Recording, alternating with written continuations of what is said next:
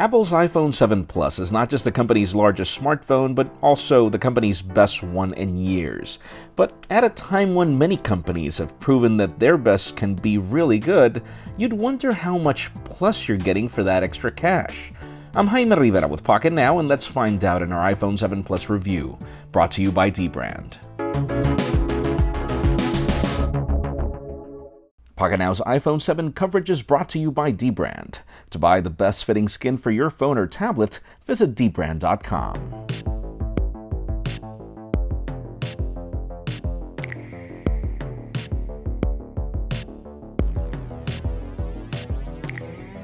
I'd like to call 2016 the year of choice. Today, many phones have great design, fast performance, a great camera, and the concept of dual lenses in cameras isn't really new. Apple is actually late to some of these competitions, something expected as Cupertino is famous for erring on the side of refinement.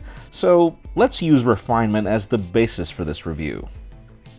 Hardware-wise, the iPhone 7 Plus is as refined as it is mixed. This continues to be one of the most solid and pleasant phones to hold thanks to the aluminum construction and 2.5D glass. If you choose any of the new black variants, the finish is an interesting blend of badass and elegant that looks great up close and from a distance. In many ways, this is Apple refining a familiar design to a new level, even if on a conservative side.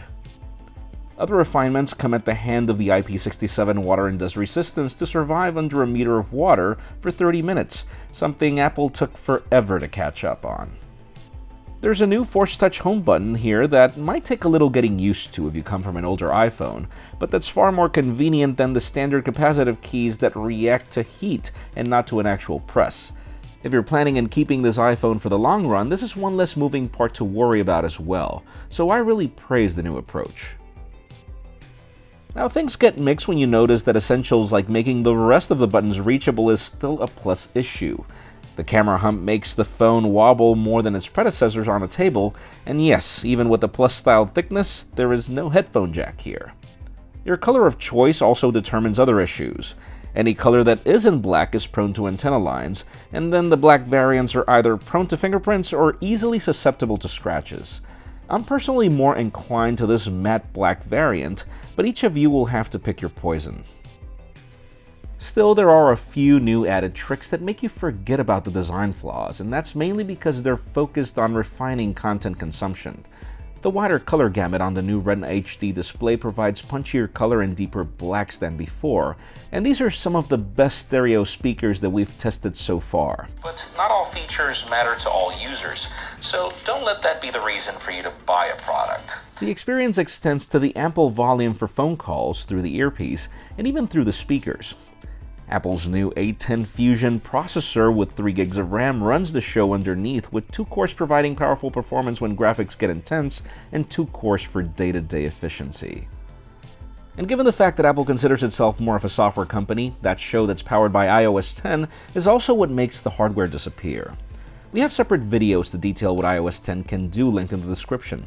The ones I've enjoyed the most are actually the little things, like 3D Touch now including widgets to save me the need to dig within applications, or subtle improvements like raise to wake to keep up with notifications and then using 3D Touch again to respond to them without the need of, again, digging into the application. The keyboard is now smarter using Siri's machine learning, and since it now supports predictions of 2 languages without the need of switching around, my needs of a clunky third-party keyboard are no longer a case. Speaking of Siri, I like how you can now summon a lift with it, or tell it to send a WhatsApp to someone, though third-party application support is still rather limited. And above all, my favorite feature is the integration with HomeKit. I recently received some fancy new IoT products from iDevices, and now all I have to do is say good morning and Siri turns on the lights, or say good night and Siri turns them off. The new control center has also been enhanced to include a HomeKit area, in addition to adding more room for the rest of the controls. And even though I still avoid using Apple Maps, this update makes it really useful for using it with walking directions because it can actually tell you to go right or left, as opposed to Google Maps, which just doesn't. And then there are the changes to iMessages, Apple Music, and News, which I'm not really a fan of, but that do place these applications on par with competing services. I've been testing the iPhone 7 Plus in 2 different variants for nearly 2 weeks in New York City.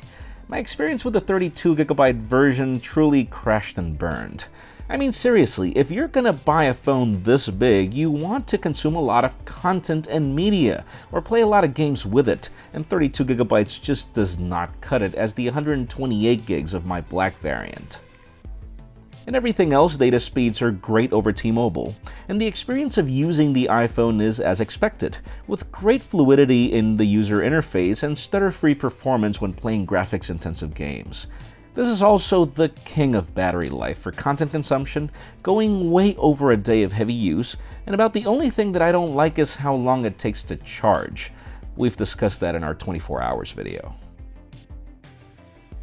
About my only complaints with using this phone on a day-to-day basis are the fact that it's large, so it's really hard to handle with one hand, and 2 is the fact that, well, there is enough space here for a headphone jack. Apple should have seriously considered leaving this as a plus feature. The whole topic of fumbling around with adapters leads to a very cumbersome experience. And sure, there are some Bluetooth options, but inline controls for the average Bluetooth headset are really not at a friendly spot for phone calls, so it also leads to another cumbersome experience. Now, one of the major changes that Apple made is with the camera. Apple finally took the plunge to newer specifications like a 12-megapixel sensor with f1.8 aperture and optical image stabilization. But if one camera isn't enough for you, there is a separate 12-megapixel telephoto lens at f2.8 aperture for 2x optical zoom and 10x digital zoom when taking photos. I highly suggest you watch Juan's separate real camera review, linked in the description, as well as we dig deep into what these cameras can do. As for an average consumer, I'm really happy to see that once again I could trust an iPhone with my photos, and that's because we have great color saturation, contrast, and detail. Whether it's during the day or at night, this is truly a great smartphone camera to rely on.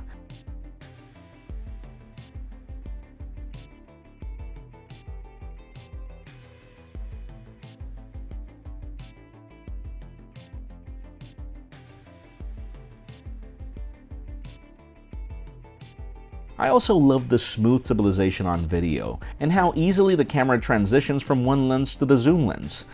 Oh, and if you do see jitter while filming or taking a photo while fully zoomed in, no worries. Somehow this just doesn't make it to the final footage. Really, my only complaint with the camera experience is the selfie camera, which has a very dated field of view at a time when wide-angle selfie cameras are the standard.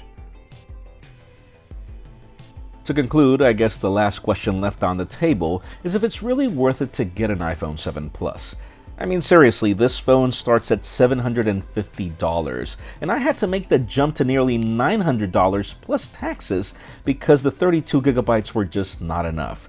That's a lot of money in today's world for a smartphone, and especially one that's not significantly greater than everything else that's out there. Sure, you can't deny that this still is the greatest iPhone you can get, and probably the most pleasant experience I've had with an iPhone in a while. If you value great experience for consuming content, insane battery life, a robust ecosystem, great customer service, and one of the best cameras in the industry, then I would really recommend getting the iPhone 7 Plus, so long as you don't mind the price tag. And hey, listen, if you can't, don't worry. This is 2016. The market is flooded with similar alternatives that can fit your needs depending on your ability to compromise. Again, the iPhone 7 Plus is a great phone that I highly recommend, but it's not the only great phone in the market right now. Pocketnow's iPhone coverage is brought to you by Dbrand. Check out dbrand.com to customize your iPhone with a real-time preview. Dbrand skins are designed to add grip, texture, and kill those jet black iPhone fingerprints. They ship worldwide, and iPhone skins start at just under $10. If you're interested, links are in the description. Folks, there are more videos of the iPhone 7 Plus, so make sure you follow us on social media and hit that subscribe button down below for more videos like this one.